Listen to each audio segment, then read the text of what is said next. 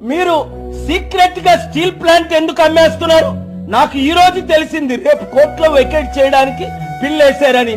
8 లక్షల కోట్లు steel plant ని కాపాడుతానని చంద్రబాబు నాయుడు గారు, మోదీ గారు, పవన్ కళ్యాణ్ మాట ఇచ్చారు కదా. ఇప్పుడు దాని గురించి ఎందుకు మాట్లాడరు?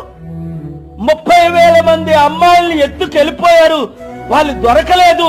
మా గవర్నమెంట్ అధికారంలో వస్తే నేను ఫైట్ చేస్తానని పవన్ కళ్యాణ్ ఈ రోజు ఆ విషయం ఎందుకు మాట్లాడట్లేదు? ముందు ఆ 30,000 అమ్మాయిలు ఎక్కడున్నారో వాళ్ళ కొరకు దీక్ష చేయి, లేదా నోరు మూసుకొని మౌనవ్రతం పాటించు. ఎవరు ఏది స్క్రిప్ట్ ఇస్తే అది చదవద్దు తమ్ముడు. ఒక వరల్డ్ లీడర్ గా, ఒక స్పిరిచువల్ లీడర్ గా, నీకంటే 10-15 సంవత్సరాలు వయసులో పెద్దగా, గ్లోబల్ పీస్ ప్రెసిడెంట్ గా నేను ఇచ్చే సలహా పాటిస్తే నువ్వు చరిత్రహీనుడిగా ఉండవు, చరిత్ర హీరోగా మిగులుతావు. లేదా ఉప ముఖ్యమంత్రికి రాజీనామా చేసి ఒక